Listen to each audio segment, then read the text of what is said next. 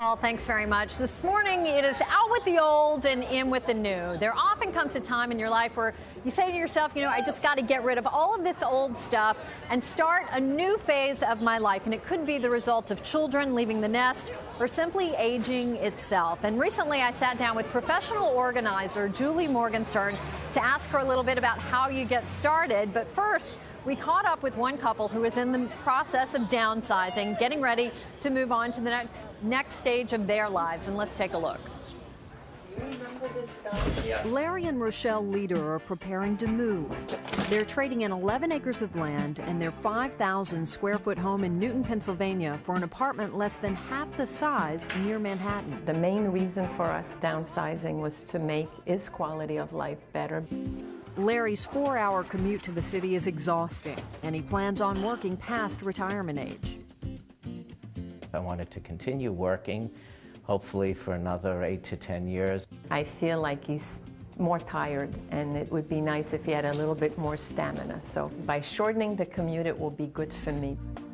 The change will be bittersweet as those empty nesters leave behind a home full of memories. We have a 30-year-old daughter, a 28-year-old son, and a 23-year-old son, all living in locations beyond Bucks County, Pennsylvania. So there was nothing keeping us in this region. But once they move, they are determined to start a new life together. It's going to be an adjustment, but I think there is tremendous positives that go with the change that will make it an easy adjustment. Julie Morgenstern is the author of Organizing from the Inside Out. And Julie, good morning and welcome. Thanks for having me. So we just saw the leaders downsizing their lives, and I think it's so interesting the way that boomers are so much more mobile than their parents were. Is this a trend? Are we seeing more and more of this? It is a trend. I mean, the parents of boomers had one job for life, one home for life. They never moved. They never moved, left. and you got to store your stuff in their attic, right? Yes.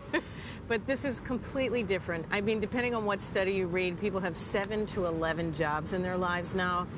It's a different fabric, it's a different rhythm, and so you're reinventing your life all over again. And you have later to, in life. because society's not going back. No, it's not going back. So you kind of have to get energetic about it. And I could see, the Campbells were leaders. The leaders, the Campbells were, both. It was bittersweet. It is bittersweet, but it is a real opportunity for a new phase in your life. Let's talk about how to downsize. Yeah. And you say the first thing you ought to think about is giving this new phase of your life a theme. Yes. When you have built your life a particular way, it's very hard to picture anything beyond that, So the very first thing is to kind of give it a theme. What's the next phase about? Is it about like knowledge, or is it about creativity? Like, what part of yourself are you going to express? And that gets you excited about moving towards something. Right. You start to visualize I could see that it. and sort of energize you, as you said. That's right. The next thing is once you've sort of established what your theme is going to be, is that you need to get down to work and take inventory of what you'll take and leave behind. Right. So there's two ways to look at it. One, you can kind of separate the treasures. The truth is we need very little, right? We're all happy when we're in a hotel room and we only have 3 things. So you just go through your home and you can either separate the treasures. It's about 20% of what you own in every category is really what you use and love. The other 80% is stuff you used to use. Well, and this is what you say next, is you got to get rid of this stuff. Right. But for a couple who's been together for years, I mean, you can imagine the memorabilia that they've collected of their lives. This can't be easy to get rid of it all. It's very hard. It's deep work, basically, but with your theme in the horizon, you basically, object by object, it's what value does this object have moving forward? How much space is it taking up? And what's worth more to me, the new life or the space that this object is taking up? And you really just go room by room and do as harsh a cut. I was going to say, you kind of have to be ruthless. You got to get rid of stuff. Your goal has to be to release. It's not to hold on to. It's to let go of as much as possible.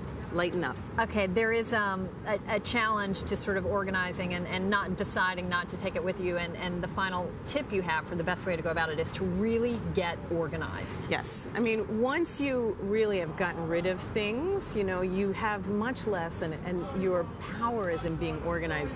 Store things where you use them. You want to group similar items. You want to label things. And you know what? For your new life, invest in good containers.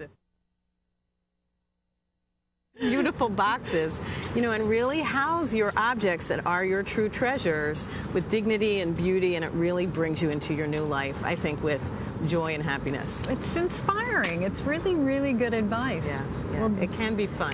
Julie Morgenstern, thanks so much for being here. Thank you. And we should let people know you can read an excerpt from Organizing from the Inside Out by logging onto our website at weekendtoday.msnbc.com. And we'll be back right after this.